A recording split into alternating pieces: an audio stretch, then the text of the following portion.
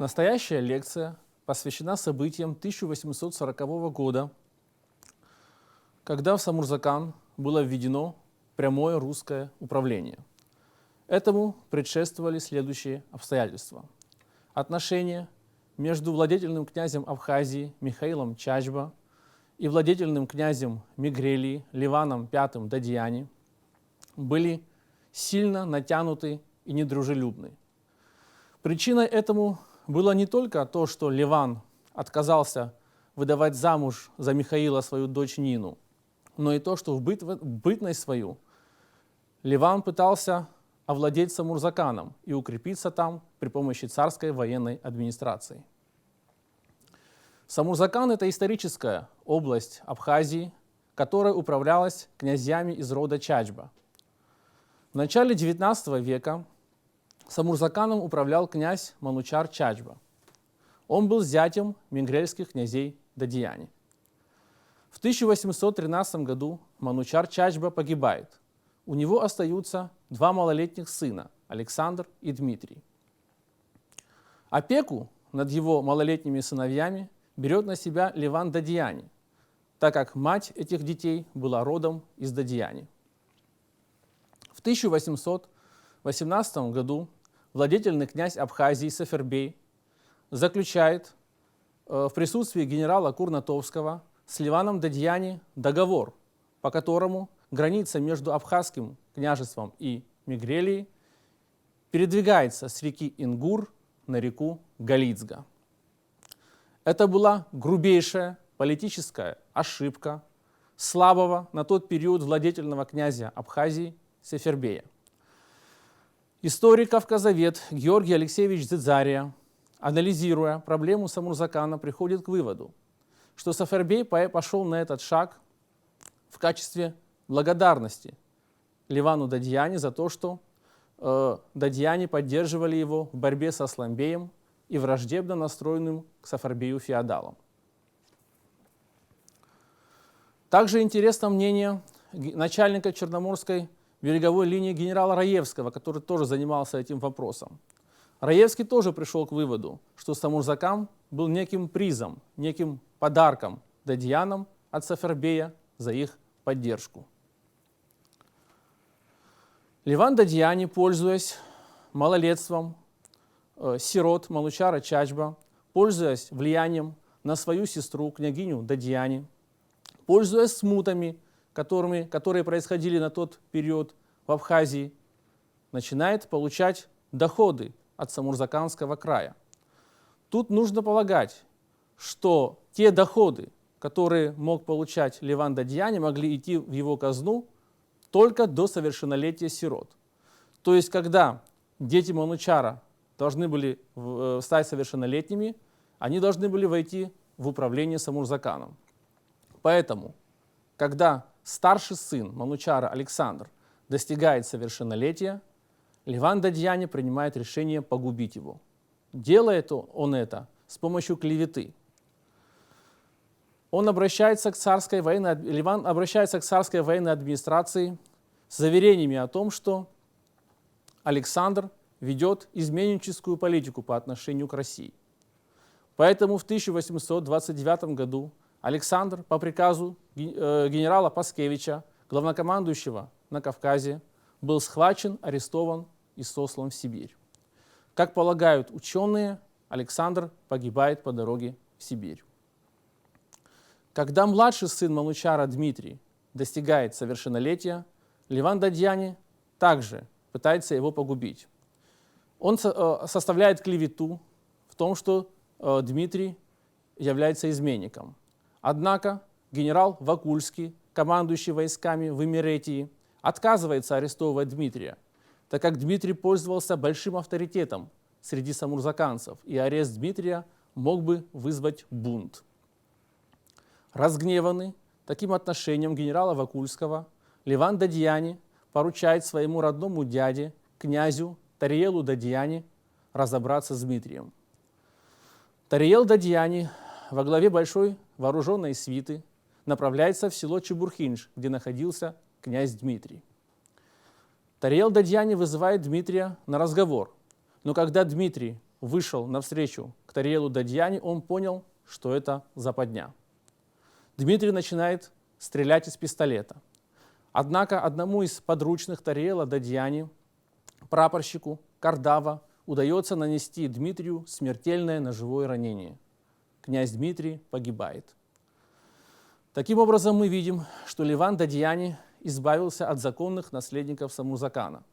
С этого момента он начинает открыто управлять краем и посылает в Самурзакан своих чиновников. Нужно сказать, что родственники Александра и Дмитрия по отцу, набакевские и бедийские чачбовцы, к сожалению, на тот момент оказались слабыми и не могли противодействовать преступным замыслам Дадьяне. Между тем, князь Михаил уже окреп в своем управлении Абхазией. Он прекрасно был осведомлен о том, что происходит в Самурзакане. Он ставит перед собой задачу во что бы то ни стало вернуть Самурзакан. На начальном этапе своей деятельности он даже добивается некоторых успехов. Ему удается закрепиться в селе Илор. Он берет у илорских князей аманатов в знак верности. Однако это доходит до командования на Кавказе, до главнокомандующего на Кавказе барона Розена, который в гневном письме требует от Михаила немедленно вернуть аманатов и оставить Илор. Попытки вернуть Самурзакан предпринимает и младший брат Михаила Александр. Он даже объединяется для этого с цибельдинцами, чтобы вместе с ними совершить поход на Самурзакан. Это доходит до царской военной администрации. Александра срочно вызывают в Тифлис для аудиенции с бароном Розеном. Оттуда Александра направляют в Кутаис для того, чтобы он находился под присмотром генерала Охлёстышева. Нужно сказать, что самурзаканцы, это этнические абхазы, они всячески пытались противодействовать с тем помыслом, который имел Леван Дадьяне. Они прогоняли чиновников, которых присылал Дадьяне, и говорили: мы абхазы, а не менгрелы, и пусть законы Дадьяне делают несчастными его подданных. Тут нужно понимать причину этих слов. Дело в том, что на тот период в Мигрелии господствовало крепостное право. Крепостного права в Абхазии никогда не было. Поэтому абхазское население Самурзакана никогда не мирилось с крепостническими законами Дадьяне. Абхазские князья Самурзакана в лице князя Темургба Ачба обращаются к царской военной администрации с просьбой ввести в Самурзакан прямое русское правление. Это был отчаянный шаг со стороны абхазских князей, но это был единственный выход избавиться от посягательств Левана Дадьяне. Главнокомандующий на Кавказе барон Розен направляет в Самурзакан князя Багратиона, чтобы он дал отчет о происходящих там событиях. Генерал Багратион составляет отчет, в котором указывает, что самурзаканцы, этнические абхазы, и не причисляют себя к подданным менгрельского князя. Леван Дадьяне просит ввести в Самурзакан российские войска. Дело в том, что еще в бытность главнокомандующего на Кавказе генерала Ермолова в Самурзакане стоял небольшой русский отряд, состоящий из 300 человек. Однако в результате военных действий с Персией этот отряд вынужден был уйти из Самурзакана. И в данный момент Леван Дадьяне вновь просит российские войска, чтобы они вступили в Самурзакан. И в 1831 году под командованием подполковника Гедремовича российские войска временно входят на территорию Самурзакана. Однако Леван Дадьяне опасается, что с уходом русских войск в Самурзакане вновь вспыхнут беспорядки. Поэтому в 1832 году в местечке Атангелу, это современный Тагилон, строится укрепление, где расквартировываются на постоянной основе российские войска. Леван составляет список абхазских князей, которые, по его мнению, должны быть арестованы. Этот список он направляет командующему войсками в Имеретии генералу Гессе. Однако, когда генерал Гессе посмотрел на этот список, он пришел в недоумение. В этом списке оказались абхазские князья, которые были преданы России. Генерал Гессе отказался арестовывать этих князей, так как это могло вызвать неудовольствие и бунт в народе. Таким образом, просьба Левана Дадьяни была отвергнута. В это время муссируется слух о том, что князь Михаил, объединившись с садзами и цибельдинцами, готовит вторжение в Самурзакан. Это встревожило российское военное командование на Кавказе. Укрепляется гарнизон в Атангело. Он пополняется 2 батальонами. Также еще 2 батальона находились в резерве под командованием генерала Эспехо. Еще 500 человек милиции прибавляет в этот отряд сам князь Леван Дадьяни. Барон Розен обращается к генералу Охлёстышеву с письмом, в котором требует употребить все силы для того, чтобы можно было остановить беспорядки в крае. В крайнем случае барон Розен даже призывает Охлёстышева арестовать Михаила и отправить его в Тифлис. Также барон Розен обращается с письмом к военному министру Российской империи графу Чернышову, где жалуется на события в Абхазии. Граф Чернышов в ответном письме к барону Розену пишет о том, что получено разрешение от императора в том, что в крайнем случае, если Михаил не остановит беспорядки в Самурзакане, можно его удалить вовсе в Россию. Однако до столкновения не дошло.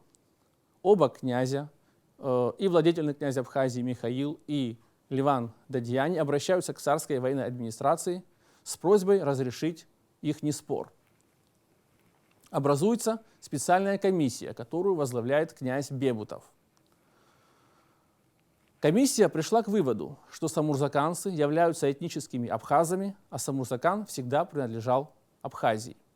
Однако под давлением барона Розена члены комиссии пришли к выводу, что Самурзакан должен был быть выделен в отдельную политическую единицу под опекой Левана Дадьяни. Возникает вопрос, почему барон Розен так благосклонно относился к Левану Дадьяни и так недоброжелателен он был к князю Михаилу. Проследив личную жизнь барона Розена, можно прийти к следующему выводу. Барона Розена связывали с Дадьянами родственные отношения.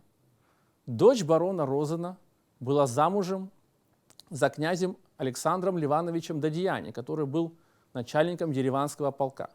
Таким образом, покровительствуя Дадьянам, барон Розен покровительствовал своим родственникам. Пользуясь таким покровительством барона Розена, Леван Дадьяни даже пытался распространить свое влияние на часть Абжуйской Абхазии, вплоть до реки Ахурей.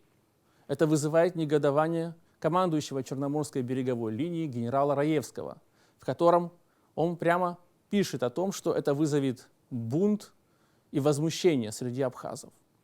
Конечно же, такая просьба Левана Дадьяни была отклонена. Нужно сказать, что именно по вине своего зятя Александра Ливановича Дадьяни в 1837 году барон Розен был отстранен от руководства Кавказом. Новый главнокомандующий на Кавказе, князь Головин, по-новому посмотрел на происходящие в Самурзакане события.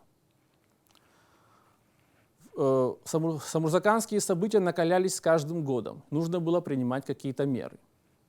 Поэтому в 1840 году генерал Головин постановляет ввести в Самурзакан прямое русское правление без опеки каких-либо посторонних сил.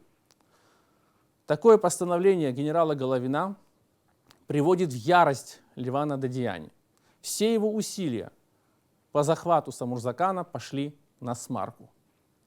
Он требует денежную компенсацию за потерю доходов от Самурзакана. В 1845 году Леван Дадьяни получает денежную компенсацию в размере 25 тысяч рублей и деревни, расположенные на правом берегу реки Ингур.